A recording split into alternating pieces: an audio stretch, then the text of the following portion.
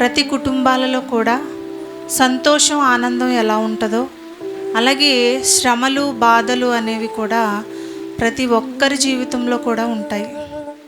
పేదవారికి ఉంటాయి, సంపన్నులైన వారికి కూడా బాధలు ఉంటాయి. చాలామంది శ్రమ రాగానే కృంగిపోతూ ఉంటాము.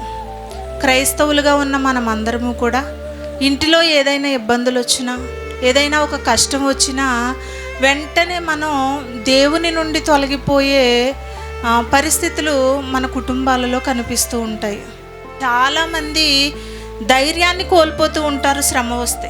ప్రతి ఒక్కరూ కూడా గమనించాల్సింది ఏంటంటే, ఎవ్వరూ కూడా కష్టం లేకుండా బ్రతకరండి.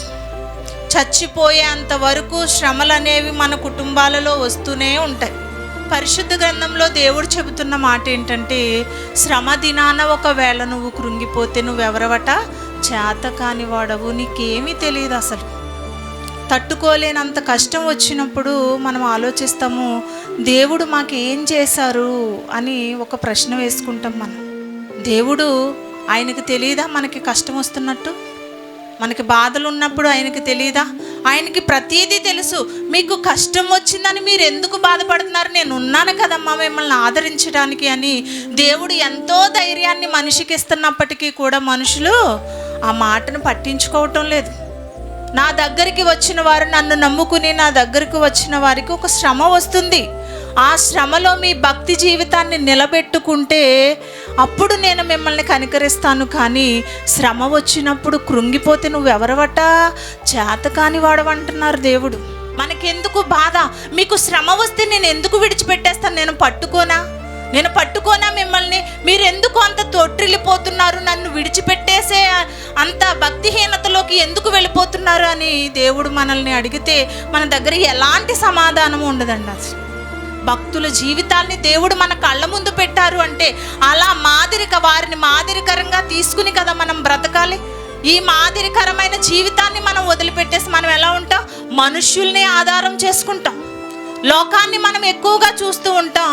వీటిని చూస్తూ పరిశుద్ధాత్ముడు, దేవుడు వీళ్ళు ఉన్నారన్న సంగతినే మనం వదిలిపెట్టేస్తాం.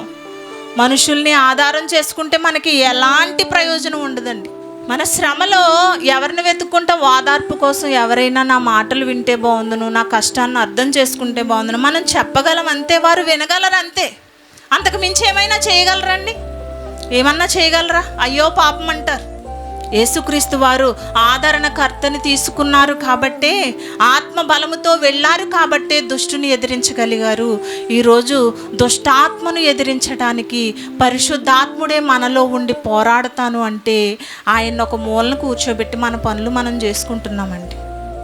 ఒక మంచి పని చేయడానికి ముందుకు వెళ్ళం, కానీ చెడు మార్గంలో నడవటానికి లేడి పిల్లలా పరుగులు పెడుతూ వెళ్ళిపోతూ ఉంటాం మనం. ఇది కాదు కదా మన భక్తి జీవితం. మన భక్తి జీవితం ఇది కాదు కదా. ఆనాడు పరలోకము నుండి దేవదూతను పంపించారు, ఈనాడు ఆదరణకర్త అయిన పరిశుద్ధాత్మను మన కొరకు పంపించారు. మనకి శ్రమ వచ్చినప్పుడు మనల్ని ఆయనే ఆదరిస్తారు. ఈ విషయం తెలిస్తే ఎవ్వరు కూడా శ్రమలకు భయపడరు. ఖచ్చితంగా మనం అందరము కూడా ఆయన మీద ఆధారపడి ఉంటే ఆయన అద్భుతాలు మన కళ్ళ ముందుకు తీసుకొస్తారండి.